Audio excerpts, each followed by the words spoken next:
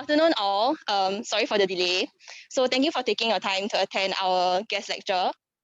I am Joey, a senior year architecture and sustainable design student, and I'll be moderating this session. So today we have with us Professor of Practice, Eva Castro, and her students, Daryl, Wengshen, Ryan, and Ian. So if any of you have questions during the lecture or after, you can send them in through a QR code, which we will flash later on. For those of us who are here with us physically today, you can also hold your questions and raise your hand up afterwards and give us the questions. Yeah. So yeah, there's no need to worry if your questions are not answered immediately. We will try to go through as many as possible. Yeah. So with that, let's begin the lecture. Hello, good afternoon, everyone. Thank you very much for being here. I guess this is my first time and probably your first time talking to an audience that is not already embedded within architecture, which means that we are going to use some words and jargon, which is very typical from architects that you may not understand, but maybe is not that important for as longer as you can understand the overall project of architecture, the overall project of design. So I know that you have had other lectures, you have talked to other people, so maybe you're already a bit familiarized with how SUTD curriculum works. But essentially, I will talk now about the work that we do within one of the option studios. So the option studios are sort of studios that are introduced in between the core studios, which are three fundamental ones. And these option studios, you're not obliged to take them. You can choose among, I don't know, 5 to 7 each term. So my option studio is on fiction, reality, and fictional reality. So today we are going to do you a very quick intro of why fiction, what is the importance of fiction, what is the methodology that we use, what's the scale that we work on. And I'm going to make my part really short because I have 4 of my students in here who are newly graduates, old graduate PhD. And their projects have been excellent. So I think there is a lot more to gain from that than me talking about it. Those are Ryan Teo, Wengshen, Ian Sung, and Daryl Ho. In that order, we will be presenting. So within architecture, as design is a rather subjective so-called discipline, we all try to operate through a certain method or develop some kind of way, some set of techniques that allows us to emphasize in the way in which creativity is born and developed throughout. In our case, we work with fiction as the operative tool. We use landscape urbanism as a method to project design. We work with mappings that are not mappings of the obvious, but the intangible or the invisible. And we design infrastructures. The reason for this is, of course, my choice. But besides my choice, the context that we use. We are working within the South China Sea. So our territory is the liquid territory, the humongous ocean, and we design floating islands and floating communities, sometimes in close proximity to the coast, some other times really as floating new islands. So this is why I'm talking about the intangible or the invisible, which is that which you cannot see just by looking at it on Google, let's say. So the cartographic myth, and as I'm reading this, I'm realizing that maybe it's a little bit beyond the level of to be architects or to be students. But what the cartographic myth is about is challenging how real is really a map.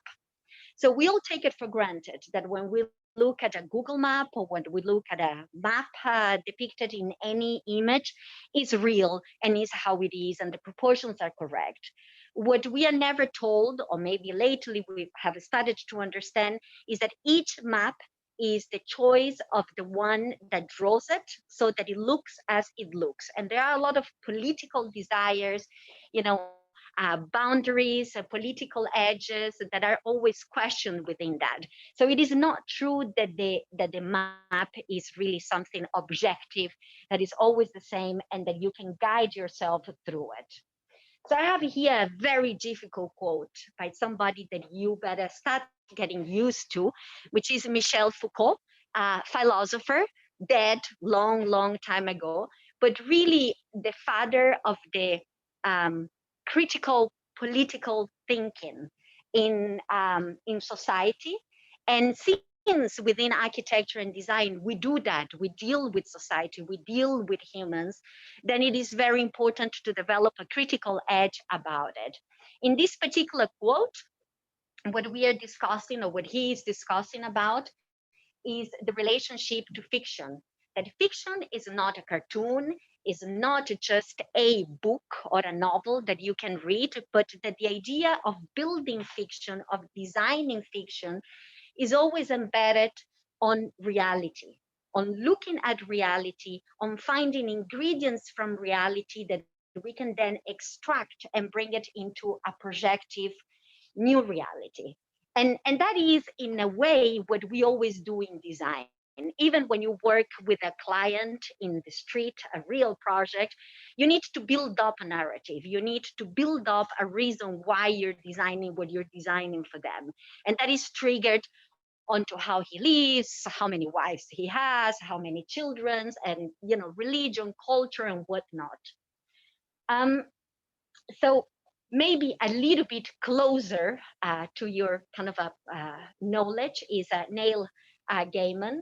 One describes a tale best by telling the tale. You see, the way one describes a story to oneself or the world is by telling the story. It is a balancing act and it is a dream. The more accurate the map, the more it resembles the territory. The most accurate map possible would be the territory, and thus would be perfectly accurate and perfectly useless. The tail is the map that is the territory. You must remember this. Many of you probably already read American Gods. I haven't, but I'm very good at extracting bits and pieces that I find interesting to communicate. Um, so if I move on, then I am part of a discipline. Let's say you have architecture, landscape architecture, interior design, interior architecture, scenography, urbanism, urban design, urban sciences. And one that is maybe a little bit younger than all of those is landscape urbanism. Landscape urbanism is a discipline that got started back in the 60s, 70s, a little bit as an answer of something that was happening basically in United States, which was the decamping of industrial areas, the city kind of running emptied out, and then a lot of people starting to think how we save the city. How do we bring back the normal land into something that is the city and it has an identity. And within that, we have some stages. I don't expect that you will understand them, but what I expect that you understand is that is not any of us suddenly saying, hey, I'm going to design a city. But we have a method, a series of techniques, a series of tools, and through those, we develop then the design. In our case, we index, map, read, the intangible, the invisible, the visible, the physical, the virtual within the territories.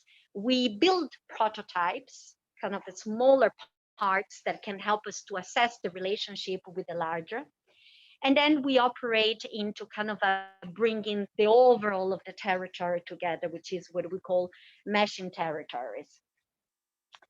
Um, so going back into what I mean by the intangible, I gather that the best is to just show examples, probably, drawings that all these guys have done in the past terms, which are so-called maps, or I rather like the word indexes of the South China Sea. And as you can see, those depict things that you would not see in a normal map. Fish colonies, wind directionality, biodiversity of coral reefs, maritime conflicts. You would definitely not see those in any map. Ship routes, etc., etc. All that information that is not readily available, it is built by the designer almost as a detective work. You need to read, you need to do research, you need to understand what is happening at large, and then you need to read the existing maps so that you can collide the information and develop these very fine-tuned drawings. Finally, within our methodology, we have infrastructure, and we operate with infrastructure because we are designing cities, floating cities, big scale. So, we can present of having a 5-bedroom apartment. We can all live in a studio apartment at the end of the day, but we all need energy. We all need water. We all need food. There are some basics that we as a community, as an individuals need. Those basics are provided, if you look at the scale of the city, through infrastructures. Those infrastructures, most of the times, are hidden below ground or put out within rural areas. So, what we advocate is to study those infrastructures, those existing infrastructures, and to redesign them so that they are not hidden somewhere, put away or tucked away, but they become inhabitable. They become part of the everyday living, let's say.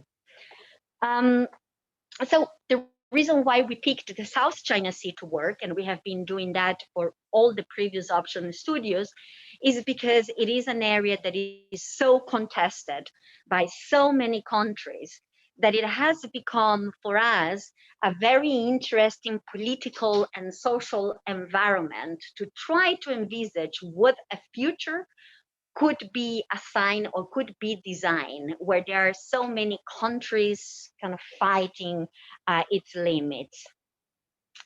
So this quote, which is another one that we love very much, says the key political question is one that centers on the question of what kind of natures we wish to inhabit, what kinds of natures we wish to preserve, to make, or if need be, to wipe off the surface of the planet, like the HIV virus, for example. This is an old quote. By now, I could add COVID-19 on how to get there. The fantasy of sustainability imagines the possibility of an originally fundamentally harmonious nature, one that is now out of sync, but which, if properly managed, we can and have to return to by means of series of technological, managerial, and organizational fixes. Um, this is a quote that is important for the context of the projects that you will see because it challenges what we think nature is. Nature is not that kind of a gentle entity that surrounds us and to which we kind of admire and develop a contemplative relationship, but nature is an environment that we are affecting constantly, have damaged and depleted to a certain extent, but need to continue to inhabit. So we must design new natures. We need to rethink nature as an artifice that can be designed by us. And now, without further ado, I will pass to these guys so that they can show you their projects. The projects are their thesis projects. So it's final kind of a end of career. Do not despair when you look at it thinking that you're going to be doing that in your first studio. And they are centered within Bangladesh, Vietnam, and Thailand. The last one to present, though, oh, sorry. Yeah, I have some models in here so that you can see nice things that can be done through the option studio. And some of these models, many of those are distributed along the studio, so you can see them face to face as well. Um, I think that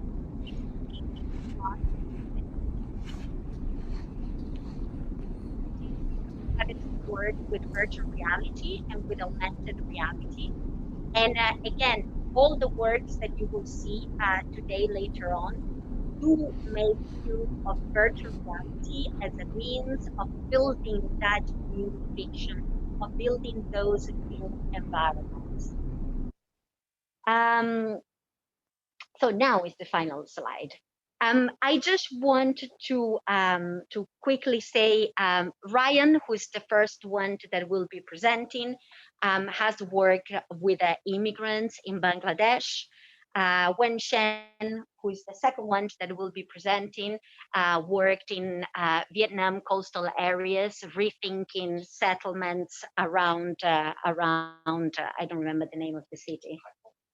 That's right. Ian has worked in the coastal areas of Thailand, but really kind of moving away, operating with e-waste and trying to think what to do with all those materials that are good for nothing other than to produce more capital. And Daryl, who's part of Form Axioms Lab, our lab, will be presenting a project that he's been working and leading, which is at the NGS, at the National Gallery right now. That is not essentially a full architectural project, if you wish, but it is really operating full on, again, with virtual reality. So, all yours, Ryan.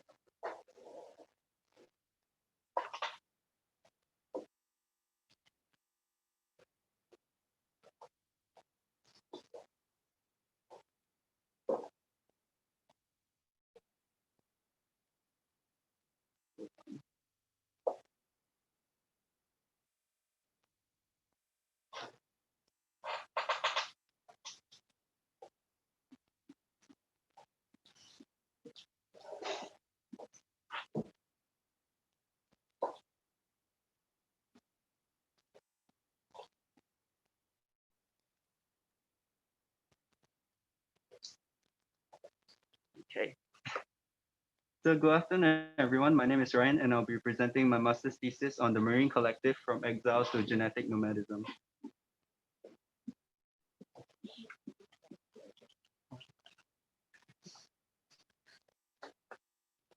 Okay. All right.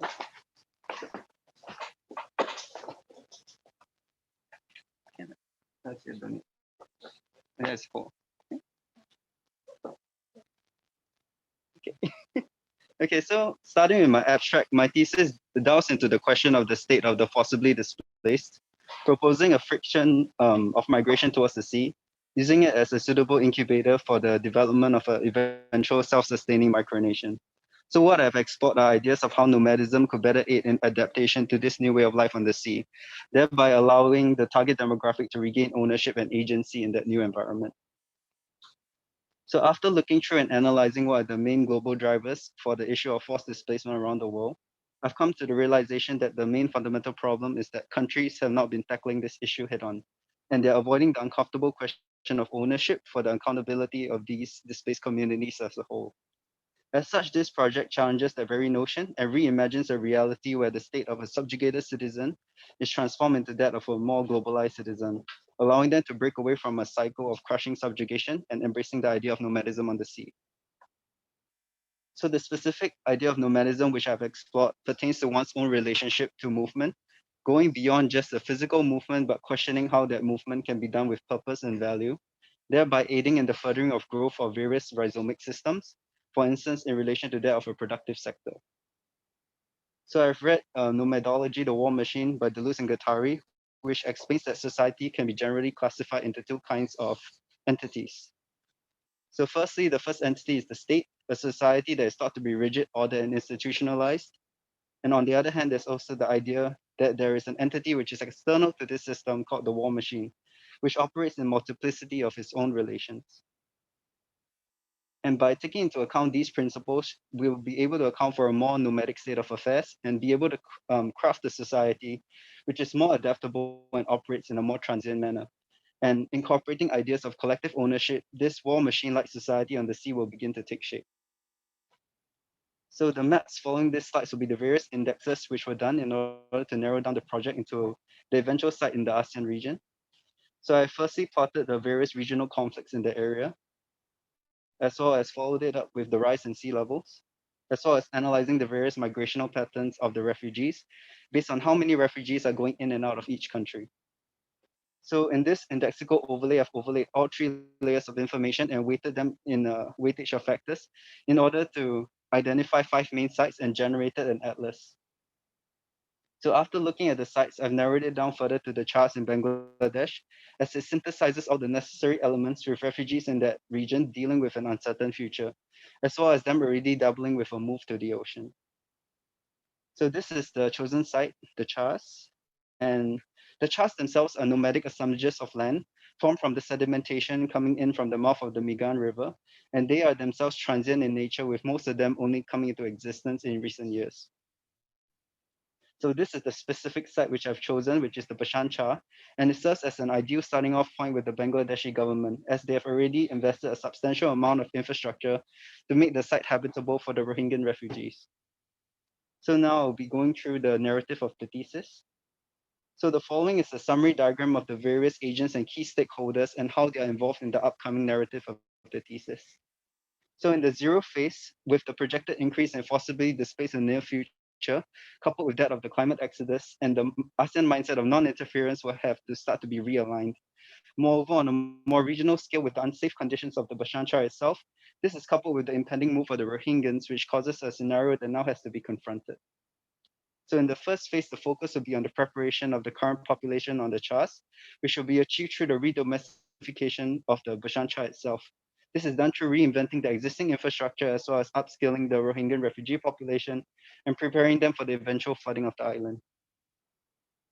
Then this is followed by the second phase where the focus is more on survival. So the generation of sufficient resources to sustain the community on the sea. Hence, the emphasis at this stage will be developing a more productive machine. Then in the third phase, it is assumed that productivity will be at an all-time high and the system will be able to produce a sufficient amount of resources to accommodate for the ever-growing collective. So it is at this period where the collective will be able to afford allocating resources to create more social commons, as well as to export some of its surplus products to generate income for itself. And then, and finally, in the final phase, this is where the birth of a sovereign ASEAN micronation can be born. With a continuous sprawl into international waters, refugees from all over the world can start migrating from other host nations as well. This opens up the possibility as well for the potential creation of other inception points for the collective around the world. So now I'll be walking you through how the thesis will evolve throughout the phases which I've proposed. So in the first phase, with the projected population of the collective standing at about 100,000 people, and these are various indexical drawings of the Bashan Char, which will inform what will happen during the redomestication process. So in this first map, this shows an index of which parts of the island will be most susceptible to coastal erosion, taking into account deposition patterns, tidal speed, and direction. Secondly are the locations of the more flood-prone areas during the high tide conditions, as well as this map, I've extracted the topography to create a mesh which will form as a potential framework indicator where future pathways could be formed. Finally, after overlaying all of the previous indexes together, I've done a few land valuation studies to create a programmatic zoning strategy on the charts, which will help to inform the desirable nodal points where the anchorage nodes and the main harbor conditions will be placed. So moving on in stage two, these 100,000 climate refugees will join the community, as well as a further incoming population of 1 million climate refugees. So using a similar indexical method as the one used on the charts in the first phase, a mesh is generated from the bathymetry of the site, providing a potential framework for its expansion.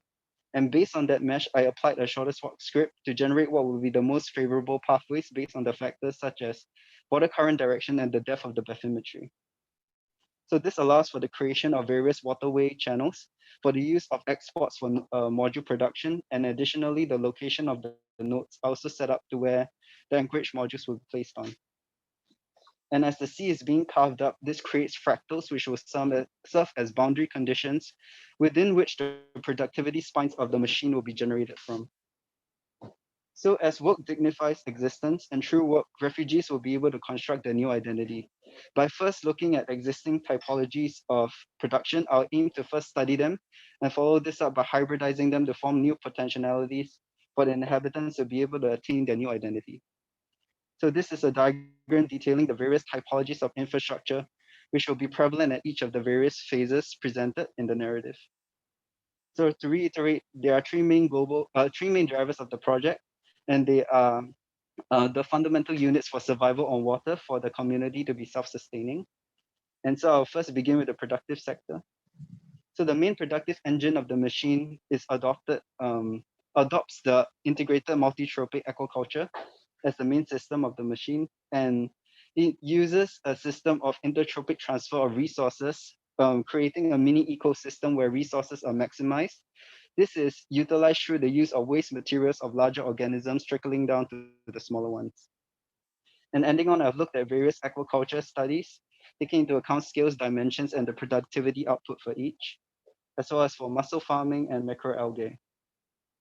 And these are some of the sections of the integrated IMTA and how they are layered, as well as the various processing operations involved.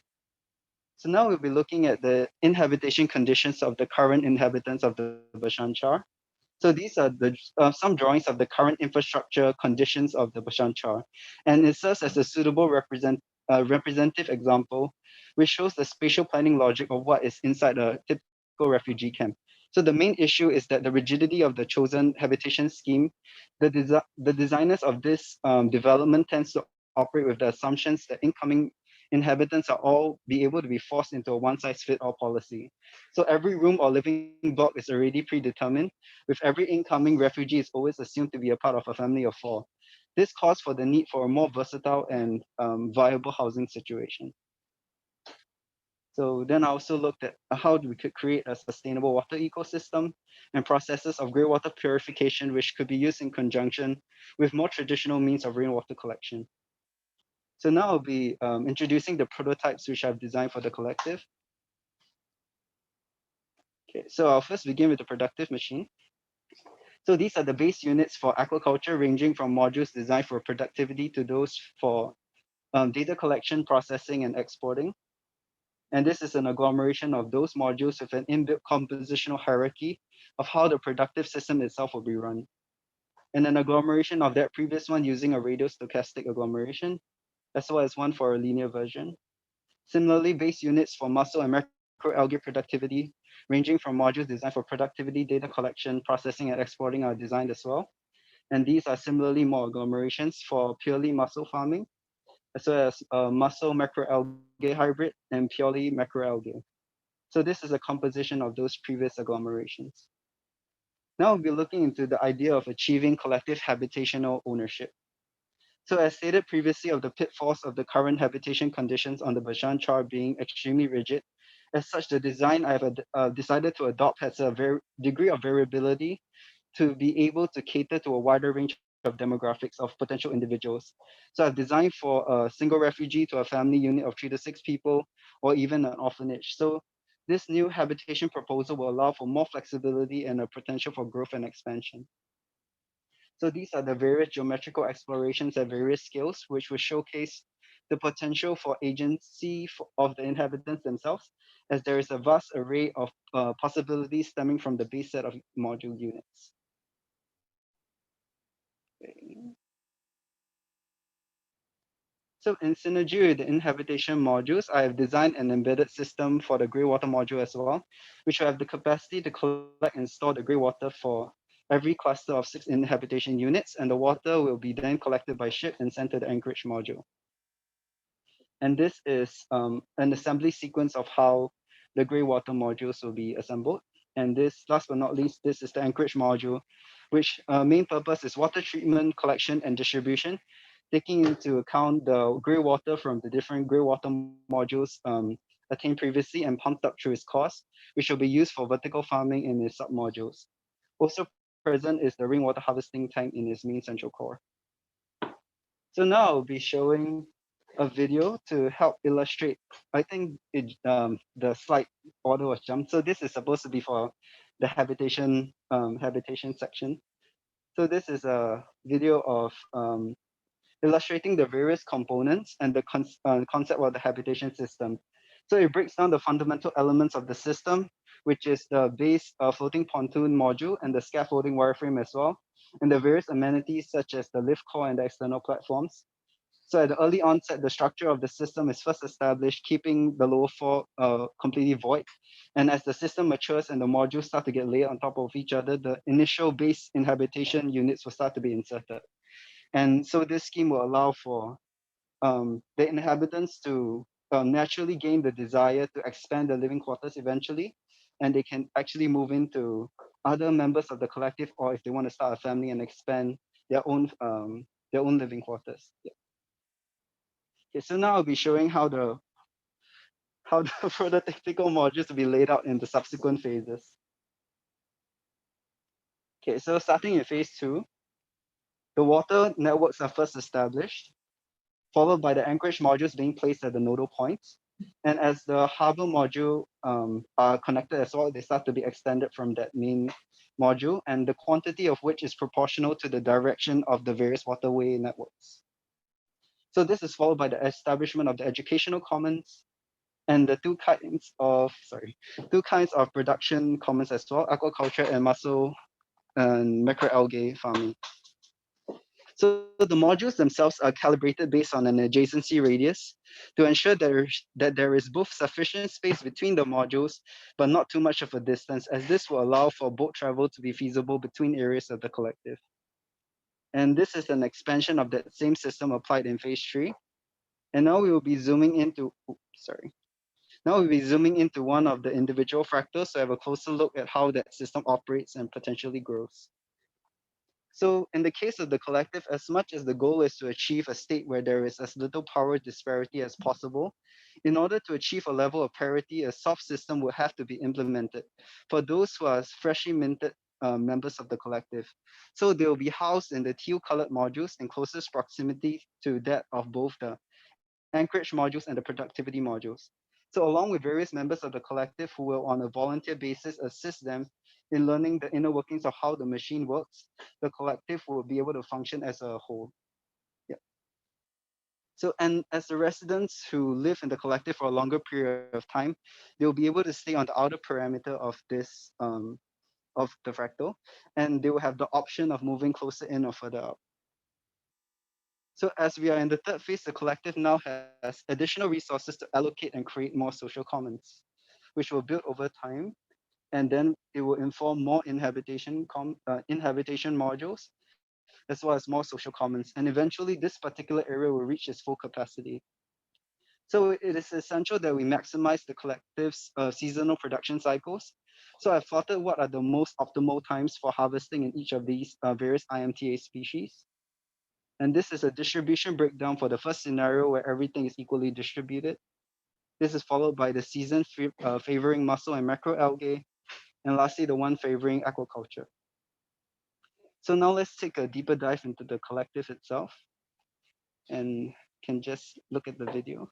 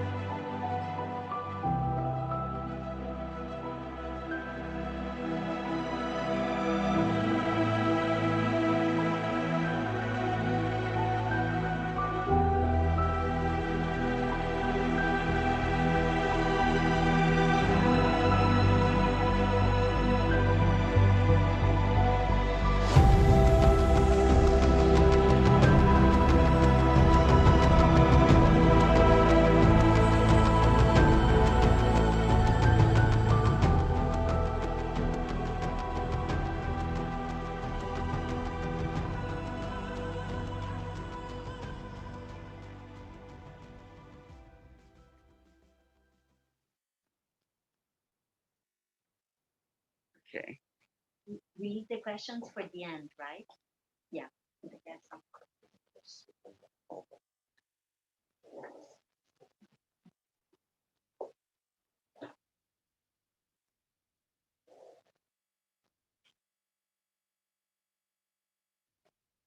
Okay, hi everyone. I'm Wing Shen, and I'm going to be presenting my project. First of all, thank you everyone. Thank you Eva and the ASD committee for allowing me to share this, having this opportunity to share.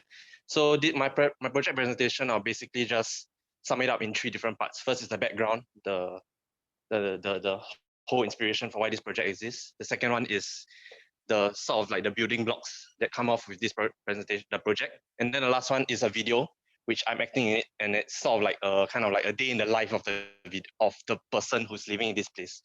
So my project basically starts off with three main keywords. First is crisis. As we know, the world is entering a state of crisis, environmental, societal, whatever. And it is time for us to really focus and think about a different way we operate. So the second one is this keyword called poldering. And we all know that it's now like a sustainability thing. Everyone thinks that poldering is the next way to go, but we have to challenge that notion and think whether poldering really is the correct way to go forward. And the third one, we have to also look at capitalism and how it is. We have to sort of evaluate it in a way that it is not a sustainable thing as we see now. There are a lot of systems that are not working properly. So the polder dilemma. This slide basically shows how water management have shifted from the individual towards the state over the years, over a long history of time. So right now, a lot of this water management infrastructure is owned by the state, and this is sort of a cause of concern. The second one is about depleting sand resources. So as we know about land reclamation, a lot of sand is being depleted right now, and it's very hard to find for nations to kind of have conflict of this kind of sand here and there. So we also have to evaluate whether land reclamation really is the way to go forward for our expanding towards the sea. The next is climate change. So as we know, global sea levels are rising and the water will come. So we have to think about how coastal habitation works in the future. The next is this phenomenon that's happening, especially in Southeast Asia, called rapid polarization. So a lot of Southeast Asian countries, because of authoritarianism, basically a lot of the state capitalist systems, a lot of them are using this polder as both a solution to sea level rise and a solution to urbanization. So a lot of people are doing this right now. And then we have to sort of treat this as a sort of a cause of concern. So infrastructure as we know it is no longer a public good. It has been privatized through the forces of capitalism. So right now we look at a lot more political forces, how polders, all these kinds of things are actually excuses for, let's say, profit maximization, privatization of privileged target groups. So it's not readily for all. And so furthermore, how we see a polder is that there is a very strict way that power can sort of exist in a polder through the allocation of a grid, how everyone has a parcel of land inside. They have to strictly adhere to the authority. The whole polder is by itself a demarcated boundary that makes it very tightly controlled. And the last one is centralities and zonation. So the authority, the state has the rule over how every zoning happens in the polder itself. So what am I trying to suggest is that a coexisting ecology requires a transition to a post-capitalist mindset. So to find a solution, we have to compromise between self-interest and altruism. Infrastructure as we know it can no longer be privatized. It has to be publicly owned and centrally managed. Architecture has to be accessible by all. And rethinking coastal settlements and protection requires a different way of not poldering. So what can we sort of look at the alternatives? So these are two precedent studies, one of which is Blue Dunes, and it's basically about barrier islands. The second one is oyster texture, which is using this oyster itself as a kind of building block for a whole economy, for a whole ecology itself. So how can we take this tool and sort of bring it into my project? That's okay. So we focus now on the big macro scale first. So we look at South China Sea. Where are the places that are of the most concern for this? So first we look at the polder plans. Where are the current places that have poldering plans really going on? Land reclamation, which countries are rapidly trying to reclaim land activities, agricultural trade, flooding risk, coastal population. And finally, I come up with a combined weightage. So Once I have this combined weightage, I would finally pick out 5 sites, which I would then focus my micro design on one of these sites. So for my micro design, I've chosen Hai Phong City, which is in Vietnam. And you can see in the slide itself, it's already being rapidly polled. There are 3 polling plans going on, and the government is rapidly doing more to sort of urbanize, to grow their industries and economy. So we look over here that it's also a site of concern because of its climate crisis. You can look at the population density. It's a very huge, it has a very dense population near the sea. And secondly, it is also very prone to sea level rise in the next 50 years. So it is happening here, it is happening now. We look at all these news articles about how Hai Phong is already experiencing this concern. So next is the, okay, so now I move on to the narrative of fiction that I want to sort of introduce to this site. So we look at 2 main phenomena. The first one is natural sedimentation. So instead of thinking of land reclamation or buying sand from other people, what if we use natural sand that is deposited from the river as the basis for producing islands in the estuary? So I look at the sedimentation patterns, and then how we can sort of plant breakwaters to build these islands in a way. So I did some experiments over here, and I'll just show you a video later on how the macro strategy works. The second phenomenon is biorock. So I'm trying to introduce a new kind of sustainable material that is not seen in the world yet.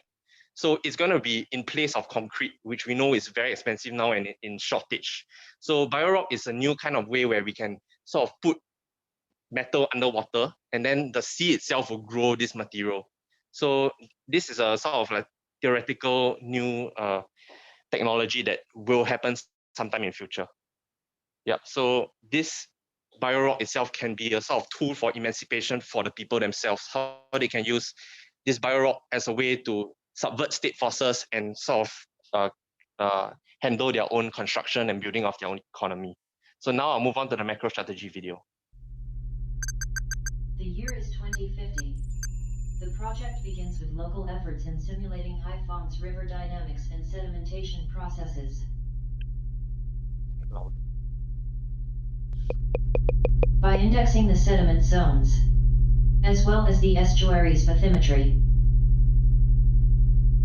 areas of high sedimentation are indexed as potential barrier island locations that the locals will seek to cultivate. As the community discovers the possibilities of biorock, the first step taken is to plant biorock breakwaters to start the process of sediment accumulating, forming islands. While the islands grow sediment, microcommunities start inhabiting and constructing a biorock skeletal infrastructure in each island to begin the production of natures. These communities seek to revive coastal ecosystems and also harvest them sustainably, seeking areas of potential coral growth and habitat sustenance. As the infrastructure continues to expand to invite more climate refugees, the narrative suggests the convergence of bottom-up and state negotiations in constructing a larger protective coast for Hai Phong City. So this is the macro strategy. And then basically my whole idea is that this new kind of strategy will be similar to the old conventional poldering plans that the government is already introducing. However, mine will do it without the environmental damage that the conventional method does. And so the first thing I did was to kickstart the plan by indexing the number of people that will be affected at the site. So I calculate out these values as the number in which my design for the whole strategy will be. So next is the timeline. And so in constructing a fiction, I have to come up with a narrative from what happens now to 100 years later. So basically, I won't go through it or just skip through it. Okay, so the next one will be the prototypes. And then, so now we look at a more micro, the micro scale, and then we look at biorock itself, how it's used as the material. Okay, so another video. Zooming into 2 of the islands from the macro strategy, this video explains the progressive formation and development of the community. Based on the sedimentation patterns, the elevation is first analyzed to position the productive modules that are dependent on sea level. Shades of blue indicate deeper sea activities, while shades of orange indicate drier activities above sea level. The center is designated as the Biorock Production Center, and acts as the community center for this island cluster. At the beginning, after the Biorock skeleton is constructed, the Biorock Production Center is first established with one housing node. The subsequent expansion brings in 600 more occupants with 3 housing clusters, and activation of more skeletal productive units. Following the narrative, each expansion follows a conscious migration pattern of locals from their displaced homes to the newly formed island clusters. The central AI network informs residents when their homes are ready for them to migrate over. Yeah, so this is the big macro island strategy, and I'll look now at the building scale. So how are each buildings basically built up with the biorock itself?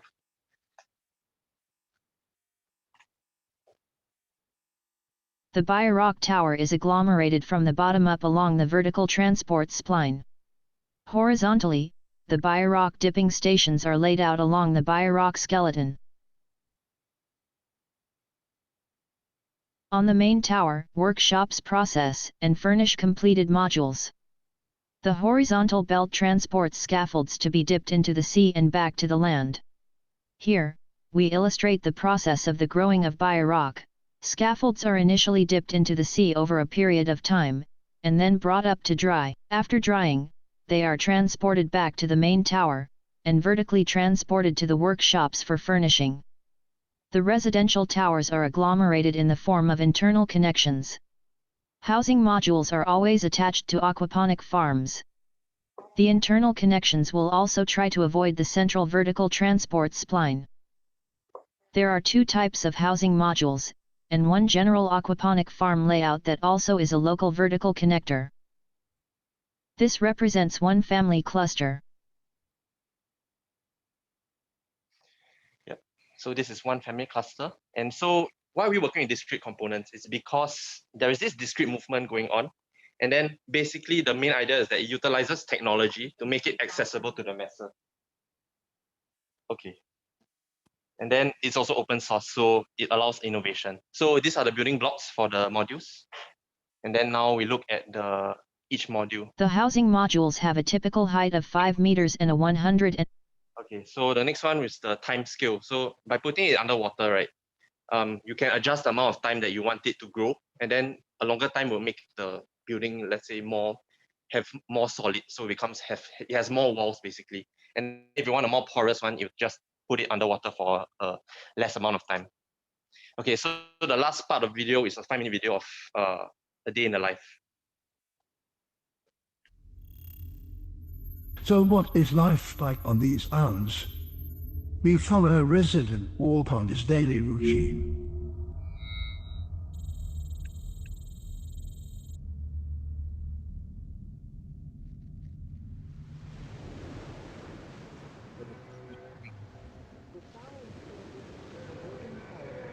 And has been rated X by the Vietnam Academy of Magic. This is Radio Good morning WS. You have one task for today.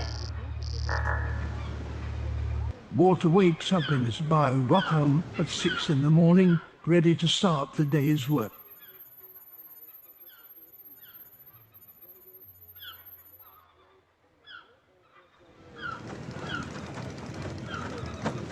The sea is already awake and buzzing with life.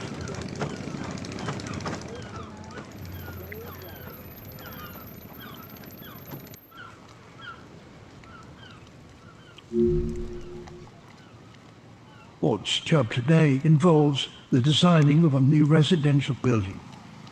He leaves his home to the Biorock Tower for work.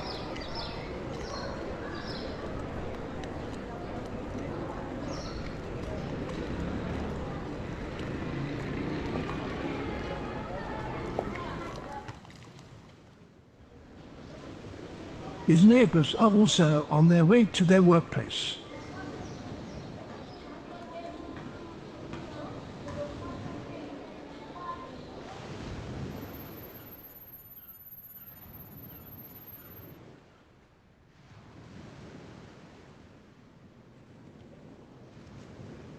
Meanwhile, the children are playing happily in the residential tower's open areas.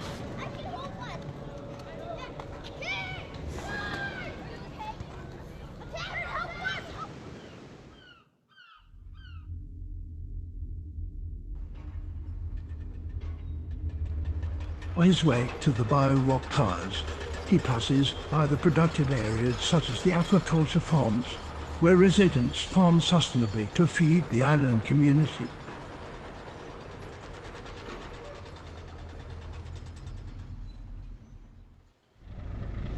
The bio-rock tire stands tall as the beacon of sustenance in his community.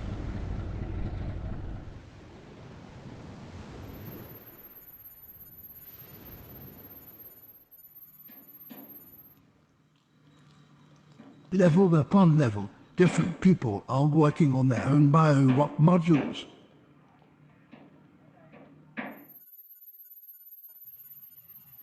And at the back of the tower, automated belts and robots help transport these modules up and down the vertical core.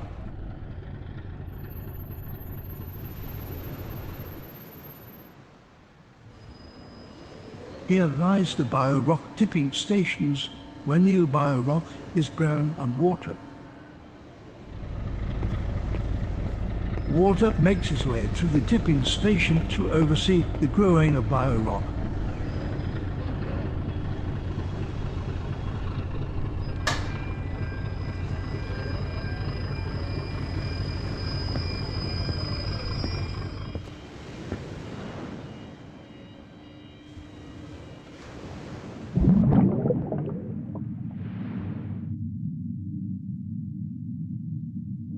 Beneath the water surface, bio-rock structures typically take a few weeks to months to grow in volume and become ready as units of an habitation.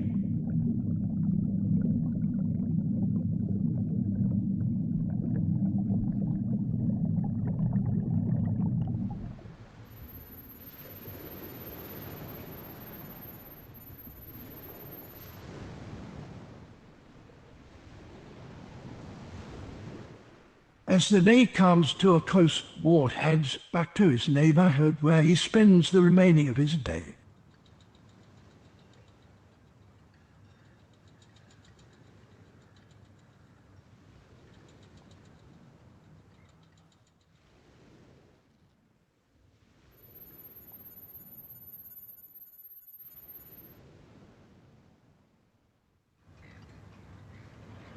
The islands never sleep. Automated systems take over and continue the production of life systems and goods. Yep, and so that's it for my presentation. And Right.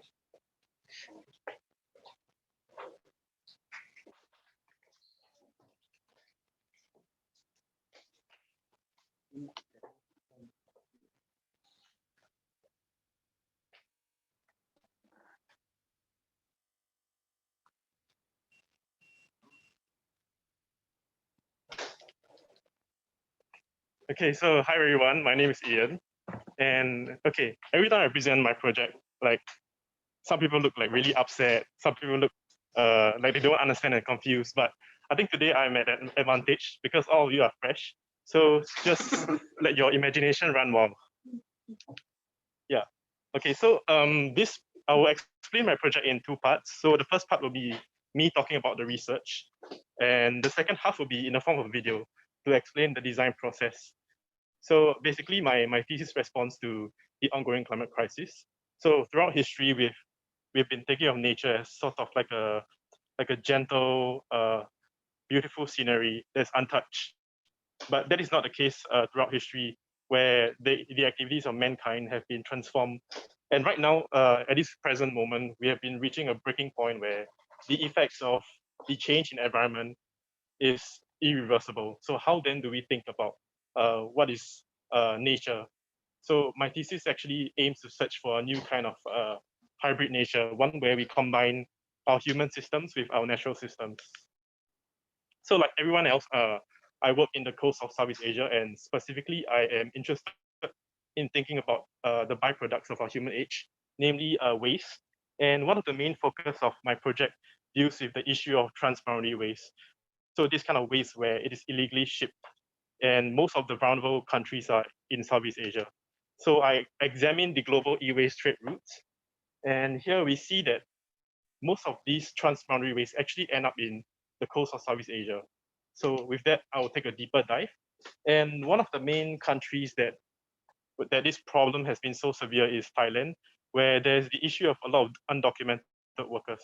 So most of the time you can see in the pictures that these workers have very poor working conditions and they are not properly protected. So they're exposed to the toxic fumes involved in recycling the waste. And also the ongoing threat, the parallel scenario is that these areas are located near the coast of Southeast Asia, and therefore they are very vulnerable to sea level rise. So you can imagine what happens when these recycling facilities get flooded and the toxic waste will be discharged into the environment.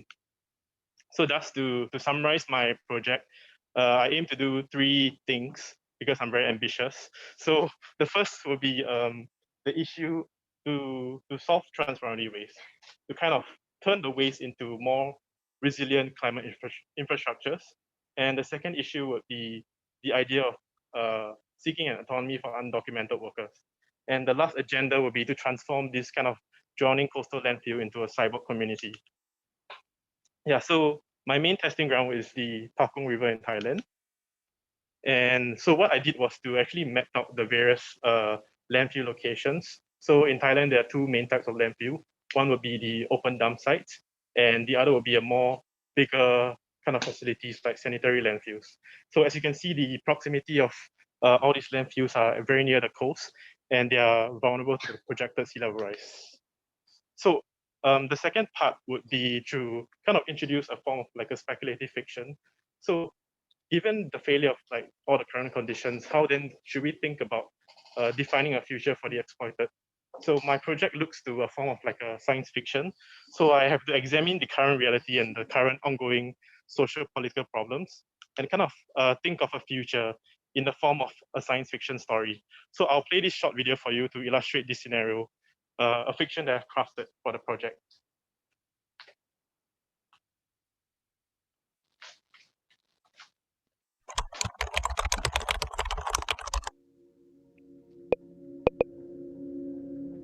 The project uses science fiction as a tool to construct new worlds. This story is told through the lens of Keo, a Cambodian migrant who has lost a leg while working in the dangerous electronic waste industry in Thailand. In the beginning, he crossed the border, full of hope that he could live a comfortable life. Now he exists nowhere, slave to the job he had hoped would set him free. At a low daily wage of $8, the cost of replacement for his leg was unaffordable. It was only by the company's goodwill that the leg was manufactured for him. Now, he is forever obliged to serve them. The year was 2030. What was once seen as deplorable has now become a precious resource for the corporations to continue their extraction of precious metals and the new plasma rock, a valuable construction material. While civilization has mostly retreated inwards to higher grounds, most recycling companies have taken refuge in the landfills. Approaching the landfill, Keo could make out the exterior of the facility.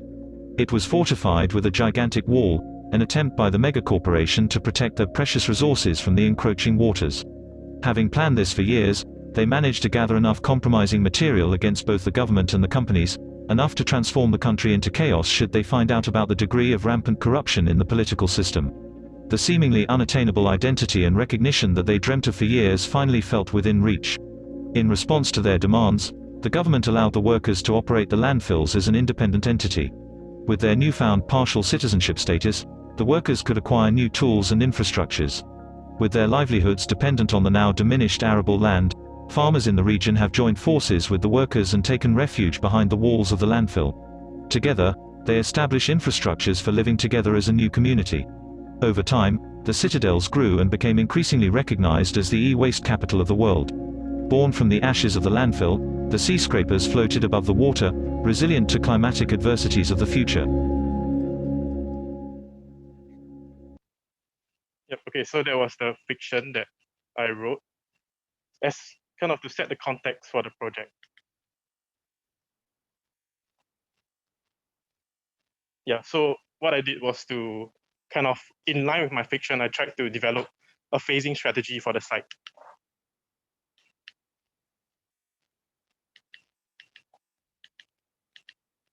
Okay, so this is like the kind of like the final community that arises out of the rising sea levels. And one of the main strategy for me was to actually use like a 2-pronged approach. So the first step was to extract waste from the landfill, And the second was to develop floating modules to be the receptor of the transboundary e-waste. Yeah. So as part of my research, I also investigated how e-waste can be sorted and what kind of materials you can derive from e-waste, such as aluminium, silver, tin. All these will be very useful materials to develop my floating city. Yeah, and also like a material logic on how we can combine the materials. And basically, the growth of the city unfolds in 5 stages. The first stage is to build a wall to protect the landfill from the waters. The second stage will be to mine the landfill to extract the materials. The third stage will be to mix the materials to build this kind of infrastructures to support. And the fourth stage would be the relocation of furnace to the walls. So the final community will be the last stage where all these inhabitants will live on top of the wall. Yeah. And so now the last part of the video will be a 7 minutes video to explain the design strategy and also give you a glimpse onto what life will be like.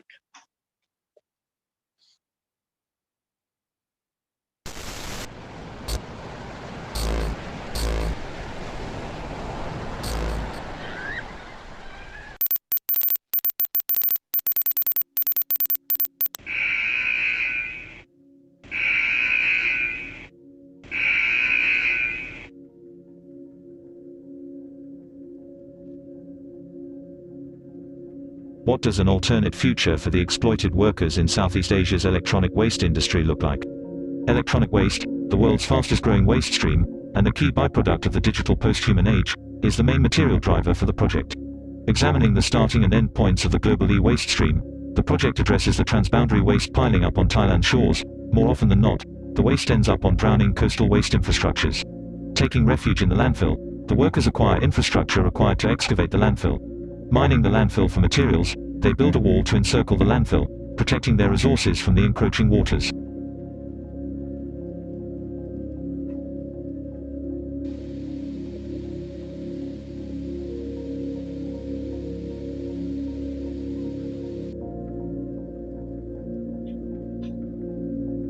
At the heart of the project is the plasma gasification technology, a furnace that converts the unsortable landfill waste into plasma rock. The unsorted waste is fed into the plasma arc furnace, which produces slag and other metals which can be used as valuable construction materials. Another key byproduct is syngas, which can be processed into electricity to sustain energy for the project.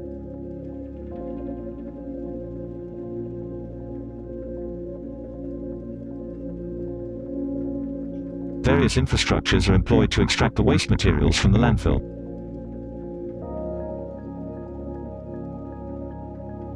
A trommel is used to separate waste from the soil. Thereafter, the waste is processed through the plasma gasification process and stored in the silos, awaiting to be retrieved. The plasma rock is brought towards the wall to be combined with the transboundary electronic waste. On the other side of the wall, floating modules perform the job of sorting the transboundary e-waste dumped by foreign countries. These modules intercept the waste material and sorts them into their recycled constituents.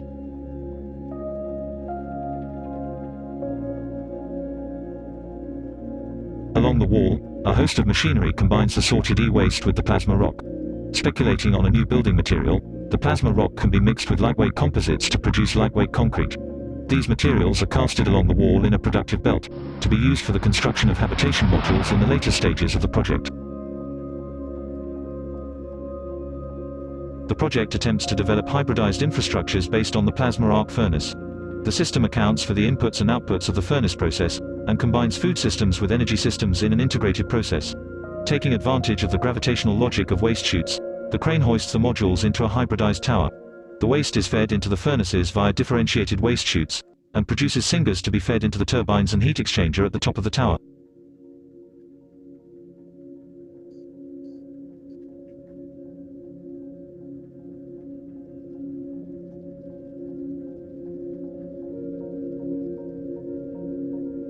A network of different chutes transport the waste material, slag and water through the tower. Double lift cores service the towers, allowing for efficient access. At the top of the tower, desalination plant enables a clean water supply to the aeroponics system in the tower.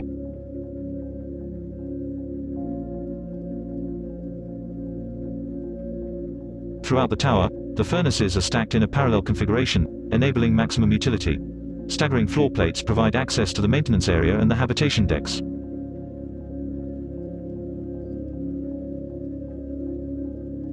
Aeroponic systems proliferate throughout the tower, taking advantage of the clean water from the desalination plant.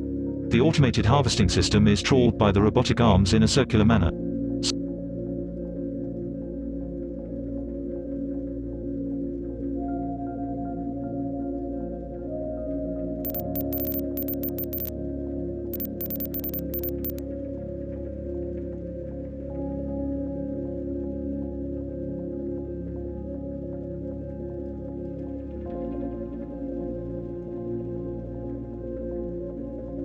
Sky bridges connect the tower core to the habitation modules. Syngas output by the furnaces accumulate at the top of the tower, awaiting to be converted into energy for desalination and electricity.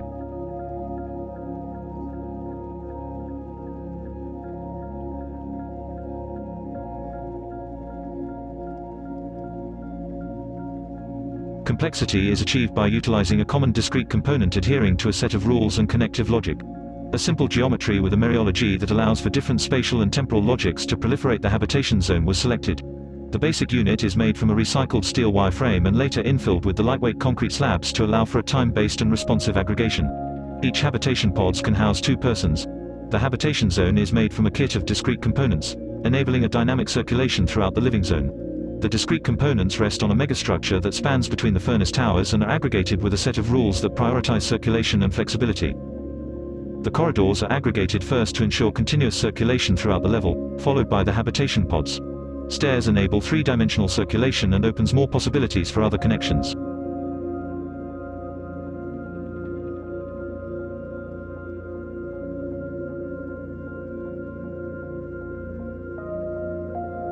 Neopreism seeks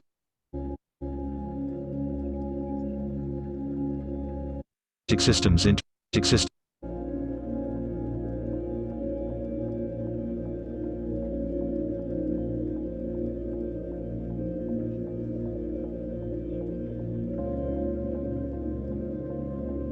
The vulnerable and overexploited community occupy their new aquatic territory by processing the landfill and transboundary electronic waste into building materials, aquaculture and energy systems, augmenting the natural and synthetic systems into a cyborg ecology. A transhuman society established from urgency, the exploited laborers project themselves into an alternate reality, one in which they gain full autonomy by harnessing the power of technology to move into a post-labor future.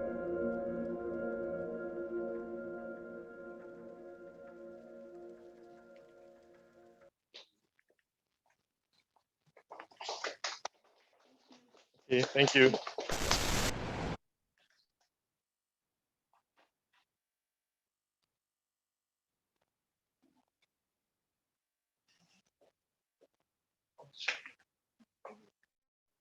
I think it's alright. Just press the preset button.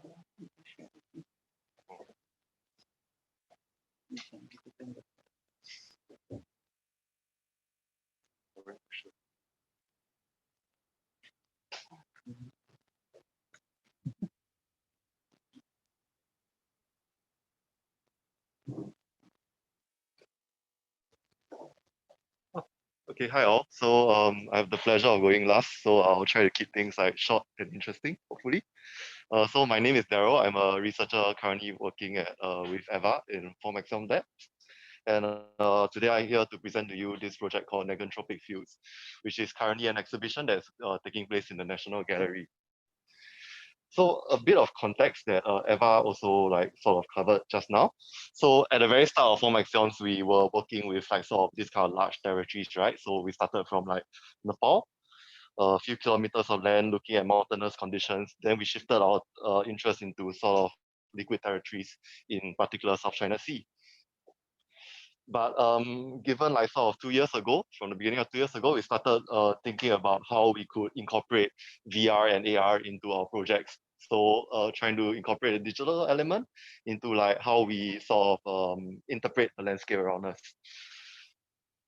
And also within that time frame, we also started Core Studio 2, which was a studio that is entirely kind of speculation on the digital itself. So we didn't really make the students, but the students are encouraged to sort of explore digital and the concepts of AR, VR in their projects. And so that led us to an interesting kind of space in which we weren't just using like CAD software like Rhino. So Rhinoceros or Rhino is what we usually use to do our building designs. But we try to incorporate like more kind of softwares from the game industry, so Unreal Engine and Blender, to incorporate it and to see how exactly can it work in architecture per se. And this all led us to this kind of interesting position in which last year we had COVID, which was a thing that shook like a lot of different sectors, the art world included. And there was this interesting project that came about it, which is called Novel Ways of Being. Novel Ways of Being essentially wanted to kind of reimagine what art would be like in a kind of like the new normal or future in which you cannot like physically go to a museum to interact with the art. And they contacted Intermission and Formax Films to be sort of curators for this event. So in essence, what this entails is that we are actually kind of creating a digital space for 5 different artists. And these artists have sort of, they vary in discipline. So some of them are sound artists, some of them do work more towards a sculpture. But as curators, we wanted to kind of reimagine what their artwork could be like in a kind of a digital era. And that led us to negotropic fields. So what exactly is negotropic fields about? Essentially, we have 5 different artists who have sort of artworks that they want to present at the very end or at the day of the exhibition. And we wanted to sort of, firstly, to show the process of how these artworks get realized into an online platform. So why we thought that was interesting was because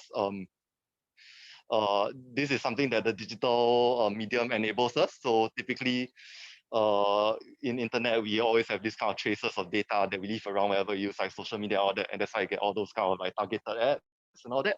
So wondering whether the same kind of concept could be brought across to sort of celebrate the process of making certain kind of art. And secondly would be this interactive experience that takes place in the National Gallery. So we wanted to see how this kind of different mediums of art can coexist together in a virtual space and how we can define this virtual space. So this is a screenshot of how the setup looks like. And as you know, sort of with all the rules during like circuit breaker and phase 1, phase 2, phase 3, we can't really use like the typical kind of VR controllers because those things essentially will spread germs all around. So we ended up using a Kinect. So you have to use your finger to control it. This is just like a cool little fact. So essentially what I want to do in this presentation is try to like show you the design process, how we use Unreal Engine and tools to realize the kind of spaces of these different artists. So the first one is Bunny Heikel. He's a sound artist, so he does like kind of like noise music or more abstract kind of sounds. And he wanted to sort of host his sounds within like an environment, a virtual environment together with some story. So essentially he was interested in these things as you see on the left, this kind of azimats or amulets from like Muslim culture. So these amulets are supposed to be like they evoke some kind of spirit to help protect the space or protect the holder of the amulet. And he wanted to try to incorporate it together with his music. The 7 pieces of music that he did were quite kind of like airy and reverberated. So we discussed and eventually sort of agreed that maybe it would be suitable to host it in a cave-like environment. So he, based on sort of his own kind of research and all that, he reimagined what the kind of the new digital age amulet would look like. And essentially they would look like this kind of QR code that would contain the information. So he actually wrote like short stories of like the development of Tengah. So I won't really go too much into that, but like these are the amulets that he wanted to showcase in the space together with his music. So what we do is we use Blender to essentially sort of like a game designer would, how would we design a cave? So we did like very rough messings of like the different, how the arrangement of these chambers could be, as well as the different kind of spatial quality. So whether it's a bit more kind of claustrophobic, or it's like a very wide cavernous kind of cave. And then we ran like a displacement map to give it like the cave-like texture, which is the ones you see on the right. And we started to explore like what the space could be, both the cave as well as the digital portions of it. So these digital amulets that he designed would sort of like create this kind of new hybrid digital cave space in which like the spirit itself is like protecting the area. And so we did like a few kind of texture tests. You can see these images over here. You can see the kind of amulet right now taking place in a kind of voxelized digital environment. So I'll just show you like a few, the final product, which is like this kind of cave system in which you can wander around. And then like a few kind of images. So you start out from the atrium and then the user is free to wander around the caves and explore these kind of different sounds. And then there is this kind of tour guide or spirit that roams around the place. So he's the one who narrates the stories that the artist wrote with regards to this whole environment. So yeah, this is like the first project. And then the next one that I want to present is on Zaitang. So Zaitang is yet another sound artist, but this time around the premise is a bit different. So he actually wanted to showcase a few. So he did like a few years back, he did a few recordings in Bukit Brown Cemetery. So over the course of a day, he wandered around the cemetery and took recordings of sounds, which all sounded quite spooky. So you have like natural sounds and unnatural sounds. And then he pressed it on a vinyl record. So the vinyl record is what you see on the right, the bottom right. And then this vinyl record throughout his years as an artist has been used in performances. So he has a tendency to abuse the record.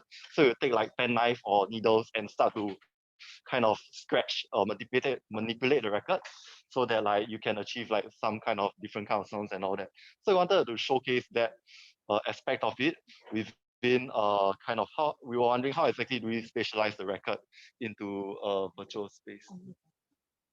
Yeah, then I'll move on. All right. So we took an image of the record. So this is the image of the record, and we actually drew paths on it. So you can see in the darkest black, the paths in which you wander around the record, and then you can play the sounds corresponding to what the record actually play. You put it on a vinyl player. And in Unreal, we translated it into this kind of, in a way, kind of abstract, rocky space. And then you can see like we wanted to give it a bit of more earthly feel to like correspond it with the music. So we played around with the different materials to make it look a bit like a mix between like volcanic rock and what you get from the vinyl record texture. And so this is a diagram that the artist did corresponding like the different sounds that he had from the recordings to the where he was during the Bukit Brown, his trip during Bukit Brown. And so we conceptualized sort of like a waypoint finding system. So it was very easy to get lost in the space. We wanted a good, easy way in which the person would know where to navigate to explore these sounds. And so this is a visualization of what we did. You can see all these shafts of light that draw the user into the sound, and then the corresponding sound in the environment will play. So this is this, and then we have some nice pictures to show like how the paths are, and then and all that. So I'll like just briefly gloss through the rest of the artists. Yeah, like in a very synthetic way. Okay, yeah. So these are like just some images of like the other artists' works and how we like try to rationalize the space. So it's I would say it's all very interesting, but at the end of the day, at least what I wanted to say with regards to all of this is that yeah, even though it's a bit of an unorthodox kind of project, I think it's very relevant to what we do as architects, because we like to like sort of explore different kind of areas and all that. So one thing about architecture, or at least my final takeaway is if you ever do architecture, just have fun and go visit our exhibition, which is all now in the National Gallery. Thank you. Thank you. Thanks. A lot of you look a little dead, but yeah, I'll just we'll be flashing the QR code out on the screen. If you guys have any questions specific to their projects or just in general about architecture and studying SUTD, you can feel free to send them in now. We'll try to answer as much of them as possible with the amount of time we have left. Yeah, but even if you guys didn't understand what was going on exactly, we hope that maybe the visuals or the rough overviews give you an idea of how, as students in SUTD studying architecture, maybe in your later years, you can tackle these kinds of topics or issues that you are interested in. And there's really like a wide variety of things. It's not always just purely practical things. You can really go into just your kind of like wild ideas, yeah, and try to develop those. So, okay, yeah, I guess that kind of leads us to the first question that I have. C asks, all of this sounds pretty complex. So how is this applicable to architecture? Anyone want to take that? Regarding which I think project or general? I think generally, because we went through I think every presentation had a very complex, well-developed kind of like storyline or concept behind. So maybe how some of these things may be kind of like fictional, not necessarily technology that we have now. So how can it be applicable to architecture as we know now? Yeah. Is that a question from somebody in the room? Or? Anybody who wants to answer. Here. No, but is it some of the guys in here or it is online? We don't know which one. Right. Yeah. Okay. Anonymous questions. Yeah. If it's someone who's here and wants to develop, elaborate more, you can feel free to stand out and let us know. Yeah, I mean, I think do we need to stand up? I think the main question back to that question is, what is architecture? I mean, I have been doing it for 20 years or 20 plus, if I count the amount of time that I've been studying, and I could not really so quickly define what is architecture as to ask somebody else, is that architecture, or how is relevant to architecture? So I think if you think about architecture, you need to think about it in broader terms. First of all, in cultural terms. And second of all, as design or as creating spatial experiences. Such experiences can be, and this is why that's what is great about an architectural education, which is you're not necessarily going to go out into the street to build houses for rich clients. You can go out doing large master plans, you can go out doing landscape projects, you can do parks, you can do movies. Many of the greatest architects that I've known, on the last, 10 years are at the moment movie directors and using cinema and movie as a means to redescribe space and spatial experiences. You can also become a stage designer. So in other words, architecture has been reduced by thinking architecture building. Architecture is design at large, and it's up to you to choose the method, the techniques, the tools, and how do you go about it? What is your maximum interest once you get out of school? I don't know if you guys want to add something else, or if you should run into the next question. Yes.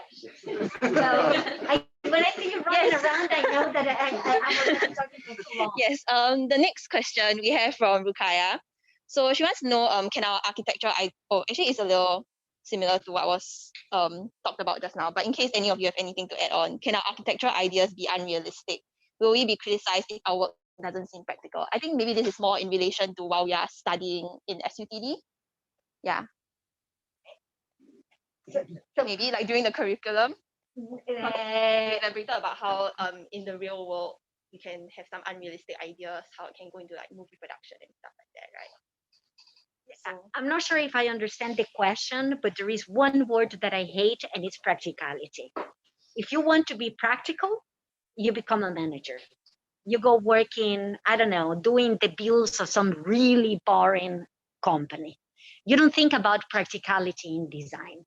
You don't think about practicality in creativity, because by necessity, when you design, when you're creative, you need to achieve the excellent. You need to aim at what is beyond.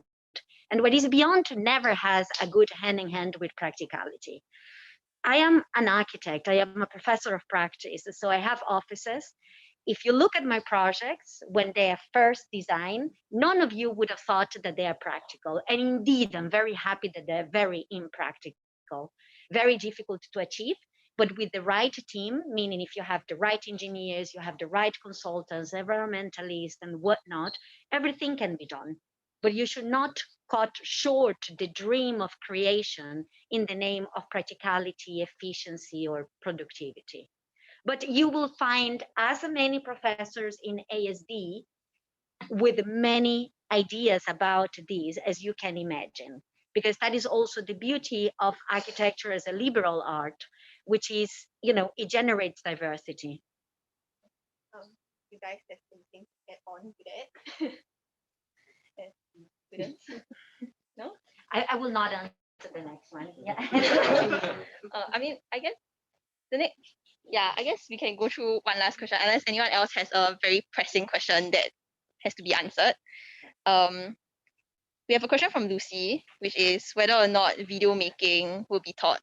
So I guess because everyone showed very complicated fly-throughs, like the fly-throughs, maybe more specific to how like Unreal Engine will be taught to us. How will be taught to you? Like will video making do you be want taught? to do that? Sure. Nothing with that. They are very welcome to come by. So in Core Studio 2, we do go through sort of how you would use Unreal Engine, as well as how you use sort of the video sequencer to make videos. But what I would add at the end of everything is like all these kind of like sort of cool visual effects or new kind of softwares and all that. It's really at the end of the day, it's up to you yourself, the student, to push how far you want to go in your project. So nobody is going to tell you like, oh, I want, or maybe Prof. Eva will tell you like she wants a cinematic grade movie for your project. But like at the end of the day, like I think a lot of the onus is on the students to explore all these kind of tools themselves. So there will be a basic framework for that. But then at the end of the day, it's up to your own creativity to showcase what you want to showcase. Yeah, I guess to round up, the tools will all be given to us, but how well you do it depends on you. Yeah. Okay. Unfortunately, we don't really have a lot of time. I have actually one more question from Aaron. I guess if you are very interested to know the answer to this, if you are here physically, you can come approach anyone in front to ask. Yeah. I guess we have to wrap up now.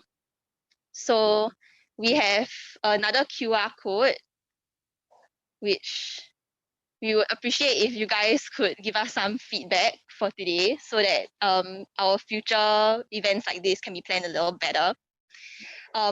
Also, if you guys are interested to maybe listen to, because all these projects are when you're like very far into your architecture career in SUTD. Yeah, if you want to maybe listen to something that's a little like I guess lower skill level or something that you would explore earlier in your education in SUTD, you can tune in tomorrow as well. We have a couple presentations. Yeah, it's also a bit more relatable for us in Singapore because it's about like the TPRS station. Yeah. So yeah, please submit to us your feedback. And oh yeah, if you guys have any queries, especially those who are joining us virtually, you can always join, go to the SUTD website. You can ask questions to email the admissions, or we also have students available who you can chat with. Yeah, just go to the SUTD website, look for ASD, and then they'll like prompt you out. I want to chat with so-and-so from ASD, and you can just ask them your questions. Yeah. So with that, we thank you, especially those who joined us online. And yeah, we hope to see you again